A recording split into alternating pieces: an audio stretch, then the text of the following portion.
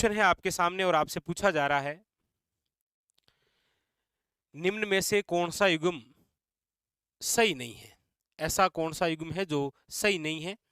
जिसमें आपको एक तरफ दे रखा है प्राचीन अंचल यानी राजस्थान का प्राचीन क्षेत्र और सामने दे रखे हैं आधुनिक जिले और पूछा जा रहा है कौन सा युग्म सही नहीं है। आइए एक एक बिंदु के बारे में चर्चा करते हैं। सबसे पहला ऑप्शन है आपके सामने मत्स्य देश और मत्स्य देश के सामने दे रखा है अलवर भरतपुर। आप कहेंगे सर अलवर भरतपुर और जयपुर का जो क्षेत्र है ये कहलाता है आपके मत्स्य देश, इसमें कोई डाउट नहीं है। एक नंबर तो सही है, लेकिन आपको यहां पर यह भी याद रखना है, यदि आपको पूछा जाए मत्स्य जनपद की राजधानी कौन सी है तो फिर याद रखिएगा विराटनगर, जिसका वर्तमान में नाम है बेराट जयपुर। ठीक है। दूसरा ऑप्शन क्या है? जांगल प्रदेश, सामने दे रखा है बीकानेर। आप कहेंगे ये भी सही है, कोई दिक्कत नहीं है, बीकानेर का ही प्राचीन नाम है जांगल प्रदेश, इसीलिए आप अक्सर पढ़ते हैं कि बीकानेर के जो शासक हैं उनकी उपाधि भी है एक जांगल दर बादशाह की। ठीक है। लेकिन आपको पूछा जाए कि जांगल जो देश है इसका विस्तार कौन कौन से जिलों में है तो फिर याद रखिएगा बीकानेर और जोधपुर। लेकिन क्वेश्चन ऐसा पूछा जाए कि जांगल प्रदेश की राजधानी कौन सा है तो फिर याद रखिएगा आई छतरपुर नागौर। ठीक है। तीसरा ऑप्शन है आपके सामने सीवी जनपद और सीवी जनपद वर्तमान है चित्तौड़गढ़। आप कहेंगे सर बिल्कुल सही है, कोई दिक्कत नहीं, और आपको पूछा जाए कि सीवी जनपद की राजधानी तो याद रखिएगा मध्यमिका यानी कि नगरी चित्तौड़गढ़, ये भी सही है। ऑप्शन नंबर 4 है अर्बुद प्रदेश, सामने दे रखा है जालोर। आप कहेंगे सर ये गलत है, क्योंकि अर्बुद जो प्रदेश है ये है आपके माउंट आबू शिरोई। माउंट आबू याद रखिएगा कहां पर? शिरोई। तो यहां पर जो ऑप्शन है जो युग्म सही नहीं है वो है option number 4 is correct answer. ठीक है, ये याद रखिएगा। चलिए आगे बढ़ते हैं। अगला क्वेश्चन क्या कह रहा है वो देखिएगा। क्वेश्चन नंबर है आपके सामने 70। क्वेश्चन नंबर 70 आपसे पूछा जा रहा है, अपनी गोपुरम आकृति के लिए प्रसिद्ध रंगनाथ मंदिर जिसका निर्माण सेठ पूर्णमल ने 1844 में करवाया, ये कहाँ स्थित है? देखिएगा, जब हम मंदिर निर्माण शैली की चर्चा करते हैं तो आप अक्सर पढ़ते हैं कि उत्तर भारत में जितने भी मंदिर बने हैं वो नागर शैली में है और दक्षिण भारत के अंदर जितने भी मंदिर बने हैं वो द्रविड़ शैली में है। हमारे राजस्थान में एक प्रसिद्ध द्रविड़ शैली का मंदिर है और जो आपके सामने है रंगनाथ जी का मंदिर, याद रखिएगा, वेरी वेरी इंपॉर्टेंट। गोपुरम, देखिए नागर शैली और द्रविड़ शैली में अंतर क्या है? नागर शैली के अंदर जो मंदिर बने हैं उनके शिखर विशाल होते हैं और हमारे राजस्थान में आपको सर्वाधिक जो मंदिर मिलेंगे वो नागर शैली में ही मिलेंगे।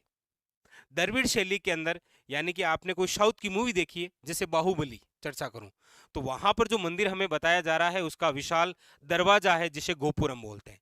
तो पूछा यही जा रहा है कि अपनी गोपुरम आकृति के लिए प्रसिद्ध जो रंगनाथ जी का मंदिर है जिसका निर्माण सेठ पूर्णमल ने 1844 में करवाया, ये कहाँ स्थित है? तो आपको याद रखना है ये पुष्कर अजमेर में है। Very very important, option number हो जाएगा ए इज करेक्ट आंसर। ठीक है। अगला देखिएगा, अगला क्वेश्चन क्या कह रहा है? अगला क्वेश्चन है आपके सामने 71। पूछा जा रहा है बिसलदेव रासो की, बिसलदेव रासो की मुख्य महिला पात्र निम्नलिखित में से कौन सी है? ये समझ लीजिए कि वर्तमान के एग्जामों में भी ये बिसलदेव रासो इतना इंपॉर्टेंट ग्रंथ हो गया है कि हर एग्जाम के अंदर पूछा जा रहा है। देखिए ये जो बिसलदेव रासो है इसके लेखक जो हैं वो याद रखिएगा कौन है? नरपति नाहले, याद रखिएगा। ठीक है, जिसके अंदर उल्लेख किसका है? बिशलदेव हम किसे बोलते हैं? आप कहेंगे सर विग्रह चतुर्थ। तो आपको याद रखना है इसके अंदर उल्लेख जो है वो विग्रह चतुर्थ और उसकी जो पत्नी है राजमती, इसके बारे में उल्लेख है। पत्नी कौन सी? राजमती। तो पूछा यही गया है कि मुख्य महिला पात्र निम्नलिखित में से कौन सी है? याद रखिएगा राजमती। अच्छा आप भी ये कमेंट करके बताइएगा ये जो बिसलदेव रासो है ये किस प्रकार का ग्रंथ है, बताइएगा। वेरी इंपॉर्टेंट, किस प्रकार का ग्रंथ है? ये क्वेश्चन काफी बार पूछा गया है। ये एक श्रृंगारिक ग्रंथ है कि प्रेम ग्रंथ है कि विरह ग्रंथ है, किस प्रकार का ग्रंथ है? कमेंट करके जरूर बताइएगा। यहाँ पर ऑप्शन हो जाएगा आपके सामने 2 इज ए करेक्ट आंसर। ठीक है, चलिए आगे चलते हैं। अगला क्वेश्चन देखिएगा। क्वेश्चन नंबर है आपके सामने 72। 72 नंबर क्या कह रहा है, पूछा जा रहा है आपसे, जिला जिसमें लोक देवता रामदेव जी की समाधि अवस्थित है, यानी कि लोक देवता से पूछा गया क्वेश्चन है कि ऐसा कौन सा जिला है जहां पर रामदेव जी की समाधि स्थली है। देखिएगा, प्रमुख क्वेश्चन है। तो आप सब जानते हैं कि हमारे राजस्थान के अंदर एक शब्द आप अक्सर पढ़ते हैं, पंचपीर। पंचपीर का तात्पर्य होता है ऐसे लोक देवता जिनकी पूजा हिंदू और मुस्लिम दोनों ही करते हैं, वो कहलाते हैं पंचपीर। और पंचपीर में शामिल हैं कौन से, रामदेव जी। याद रखिएगा पंचपीर में कौन कौन शामिल हैं, तो रामदेव जी, याद रखिएगा पाबू जी, याद रखिएगा गोगा जी, हड़बू जी और मांगलिया महाजी। तो कई बार डायरेक्ट क्वेश्चन ये भी आ जाता है कि निम्न में से राजस्थान के वे प्रसिद्ध लोक देवता जो पंचपीर में शामिल नहीं हैं, और ऑप्शन मिलेगा आपको वीर तेजा जी, ये पंचपीर में शामिल नहीं है, ये याद रखिएगा। ये इंपॉर्टेंट फैक्ट जो का आपका एग्जामिनर पूछता है। यहाँ पर है कि रामदेव जी की समाधि कहाँ पर है, तो आप सब जानते हैं जैसलमेर रूनीचा। याद रखिएगा रामदेव जी का जो मेला है रूनीचा जैसलमेर के अंदर, इसे मारवाड़ का कुंभ कहा जाता है, याद रखिएगा। ठीक है, तो ऑप्शन नंबर है यहाँ पर आपके सामने 3 इज ए करेक्ट आंसर। ठीक है, अगला क्वेश्चन क्या कह रहा है देखिएगा, पूछा जा रहा है आपको नेक्स्ट, अगला, राजस्थान के किस जिले में एकलिंग जी का मंदिर स्थित है। राजस्थान के किस जिले में एकलिंग जी का मंदिर है, उदयपुर है, जैसलमेर है, अजमेर है या फिर राजसमंद। तो आपको याद रखना है कि एकलिंग जी का जो प्रसिद्ध मंदिर है वो आपके कहाँ पर है, याद रखिएगा स्थान है आपके सामने कैलाशपुरी उदयपुर। और याद रखिएगा कि कैलाशपुरी उदयपुर के अंदर ये जो एकलिंग जी का मंदिर है इसका निर्माण किसने करवाया है, तो फिर याद रखिएगा बप्पा रावल ने। वेरी वेरी इंपॉर्टेंट, किसने करवाया है, बप्पा रावल ने। बस आप ये कमेंट करके बता दीजिएगा कि बप्पा रावल ने जो एकलिंग जी का मंदिर बनाया है इसके चारों ओर परकोटा किसने बनाया है। एकलिंग जी के मंदिर के चारों ओर परकोटे का निर्माण किसने करवाया है, यह आपके लिए क्वेश्चन है। इसका परकोटा किसने बनाया है, वेरी वेरी इंपॉर्टेंट, बताइएगा। चलिए अगला फैक्ट, अगला क्वेश्चन क्या कह रहा है, अगला है आपके सामने क्वेश्चन नंबर है आपके सामने 74। थ्योरेटिकल क्वेश्चन है, बहुत शानदार सा क्वेश्चन है आपके सामने। पूछा जा रहा है डॉक्टर जेनान व्यास के बारे में निम्नलिखित में से कौन सा कथन गलत है। ऐसा कौन सा कथन है जो गलत दे रखा है। देखिए 1 नंबर ऑप्शन क्या कह रहा है कि ये मारवाड़ लोक परिषद के सक्रिय सदस्य थे। आप कहेंगे बिल्कुल सर, डॉक्टर जेनान जो व्यास हैं वो मारवाड़ लोक परिषद के एक सक्रिय सदस्य थे, कोई दिक्कत नहीं। दूसरा, तरुण राजस्थान के संपादक थे। आप कहेंगे बिल्कुल सर, तरुण राजस्थान के भी ये संपादक थे। इनके स्वयं के भी 3 समाचार पत्र और थे, जैसे आगी बाण है, राजस्थानी भाषा के अंदर है, याद रखिएगा, वेरी वेरी इंपॉर्टेंट, जो आपके ब्यावर से निकाला गया। अखंड भारत है आपके, जो कि हिंदी भाषा में है, वेरी वेरी इंपॉर्टेंट। अच्छा, एक आपके पीप नामक समाचार पत्र है जो कि अंग्रेजी भाषा में है। तो ये सारे इन्हीं के। अगला है 1951 में वे अपना पहला विधानसभा चुनाव हार गए थे। बिल्कुल, राजस्थान में जब प्रथम आम चुनाव हुए थे तो उसके अंदर इन्होंने चुनाव 2 जगहों से लड़ा था, एक तो जोधपुर से भी और एक जालोर से भी, क्योंकि ये मुख्यमंत्री पद के दावेदार थे, लेकिन दोनों ही पदों से पराजित हो गए थे। ये भी सही है, हार गए थे ये। और अगला है इन्होंने 3 बार राजस्थान के मुख्यमंत्री के रूप में कार्य किया। ये कथन गलत है। डॉक्टर जेनान व्यास ने 2 बार राजस्थान के सीएम के रूप में कार्य किया। एक बार तो ये थे मनोनीत, जिसे मन से चुना गया था, और एक बार हुए थे ये निर्वाचित। ठीक है, तो ऐसा भी पूछा जाए, राजस्थान के एकमात्र सीएम जो मनोनीत और निर्वाचित दोनों बने हैं, एक ही है डॉक्टर जेनान व्यास, याद रखिएगा। ठीक है, डॉक्टर जो जेनान व्यास है, याद रखिएगा, इन्हें धुन का धनी कहा जाता है, धुन का धनी। इन्हें कहा जाता है शेर ए राजस्थान, याद रखिएगा, शेर ए राजस्थान।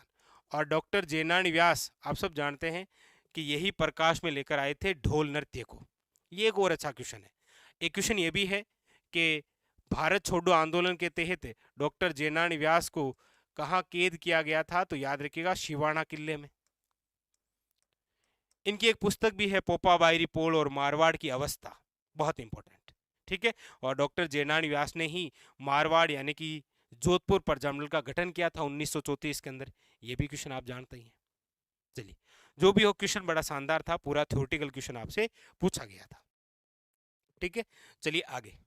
अगला क्वेश्चन क्या कह रहा है? क्वेश्चन नंबर है आपके सामने 75।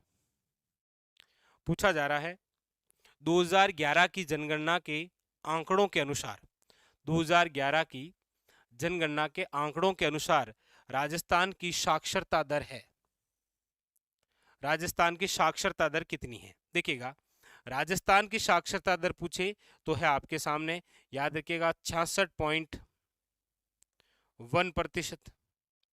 लेकिन इनमें भी आपको पूछा जाए कि पूर्व साक्षरता, तो याद रखिएगा 79.2%।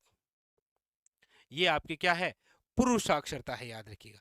यदि आपको महिला साक्षरता पूछे तो फिर हो जाएगा आपके सामने 52.1%। तो ये तो है महिला साक्षरता, याद रखना है। ये है आपके सामने पुरुष साक्षरता, और ये है आपके राजस्थान की टोटल साक्षरता। तो देखिए, क्वेश्चन अक्सर साक्षरता और ज्यादातर लिंगानुपात, और आजकल लिंगानुपात के अंदर भी शिशु लिंगानुपात से ज्यादा पूछा जा रहा है, तो भी आपको याद रखना है। यहां पर हो जाएगा आपके सामने option number 2 is the correct answer.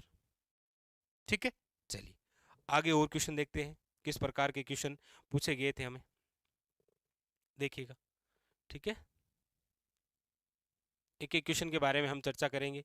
अब करंट से रिलेटेड जिस प्रकार से क्वेश्चन आए हैं, किस कैसे कैसे क्वेश्चन आए हैं, उन सब के बारे में चर्चा करते चलेंगे। ठीक है, देखिएगा, एक एक क्वेश्चन के बारे में देखते हैं। ठीक है, और भी क्वेश्चन है आपके सामने, देखिए। क्वेश्चन नंबर है आपके सामने नेक्स्ट, अगला क्या कह रहा है, ये लीजिए। अगला क्वेश्चन आपसे पूछा जा रहा है, ये रहा क्वेश्चन नंबर 51। क्या कह रहा है, देखिएगा। पूछा जा रहा है आपको, राजस्थान में विंध्यन कंगार क्षेत्र किस प्रकार की चट्टानों से निर्मित है? देखिएगा, राजस्थान में जो विंध्यन कंगार क्षेत्र है, ये है कौन से क्षेत्र में? तो याद रखिएगा, ये है आपके दक्षिण पूर्वी क्षेत्र में। राजस्थान का जो दक्षिण पूर्वी क्षेत्र है, जिसे आप पढ़ते हैं हाड़ौती का पठार, और जिसे आप पढ़ते हैं मालवा का पठार। पूछा जा रहा है ये किस प्रकार की चट्टानों से निर्मित है? ग्रेनाइट, क्वार्टजाइट, बेसाल्ट या बालू का पत्थर? तो इसका जो राइट आंसर है वो है आपके सामने option number c is correct answer, याद रखिएगा। कौन सा? बालू का पत्थर। ठीक है, चलिए, मतलब एक क्वेश्चन योजना से। आस्था जो योजना है, याद रखिएगा, इसका जो संबंध है वो विशेष योग्य जन से है। ठीक है, अभी जो वर्तमान के अंदर पूछे जा रहे हैं वो इस प्रकार के क्वेश्चन है आपके सामने। जैसे सर्वाधिक जो चर्चा में है अभी, वह है पालनहार योजना। तो कमेंट करके बताना, पालनहार योजना का संबंध किससे है? भाई पिछली बार ये पूछा गया था, इस बार इसकी जगह ये दे देगा और पूछ लेगा पालनहार योजना का संबंध किससे है, बताइएगा। पालनहार योजना का जो संबंध है वो किससे है? चलिए अगला देखिएगा। अगला है आपके सामने चांदमारी, चांदमारी ताम्र परियोजना राजस्थान के किस जिले में कार्यरत है? अब चांदमारी स्थान आपको पता ही है, झुंझुनू के अंदर है, जो किस धातु से संबंधित है? याद रखिएगा, तांबा से। यहां पर आपको ऐसे भी पूछा जाए, झुंझुनू वैसे भी कहलाता है क्या? याद रखिएगा, ताम्र जिला। झुंझुनू को क्या बोलते हैं? ताम्र जिला। और झुंझुनू के अंदर ही स्थान है खेतड़ी, जहां पर एक केंद्र स्थापित है HCL, हिंदुस्तान कॉपर लिमिटेड। बताइए इसकी स्थापना कब की गई? यहाँ पर कुछ तो आपको भी बताना है। चलिए अगला देखिएगा, क्वेश्चन नंबर है नेक्स्ट आपके सामने। पूछा जा रहा है राष्ट्रीय बीजीय मसाला अनुसंधान जो केंद्र है, राष्ट्रीय बीजीय मसाला जो अनुसंधान केंद्र है, ये कहाँ पर है? तबीजी अजमेर, लालगढ़ बीकानेर, शेवर भरतपुर या दुर्गापुरा जयपुर? अब जितने भी अनुसंधान केंद्र हैं वो बहुत ज़्यादा इंपॉर्टेंट है। जैसे प्रसिद्ध की यदि मैं चर्चा करता हूं तो देखिए, एक तो स्थान तबीजी वाला है अजमेर, जहां पर आपके क्या है? याद रखिएगा, राष्ट्रीय बीजीय मसाला अनुसंधान केंद्र। ये एक आप याद रखिएगा बिछवाल, बिछवाल कहाँ पर है? बीकानेर के अंदर, और यहाँ पर है आपके केंद्रीय शुष्क बागवानी। इसके अलावा आपके शेवर, सेवर है भरतपुर के अंदर, याद रखिएगा। राष्ट्रीय सरसों अनुसंधान निदेशालय है यहाँ पर। और इसके अलावा आपके ये भी तो पूछे जाते हैं कि काजरी और आफरी ये कहाँ पर है, तो आपको याद रखना है कि काजरी और आफरी जो है ये आपके जोधपुर के अंदर है। ठीक है, तो यहाँ पर जो ऑप्शन है वो हो जाएगा आपके ए इज करेक्ट आंसर। ठीक है, चलिए, तो ये था आज का हमारा जूनियर अकाउंटेंट से रिलेटेड पेपर, जिसके अंदर जीके से संबंधित क्वेश्चन किस प्रकार से थे उनको लेकर हमने चर्चा की। ठीक है, चलिए मिलते हैं अगले सेशन में, तब तक के लिए धन्यवाद।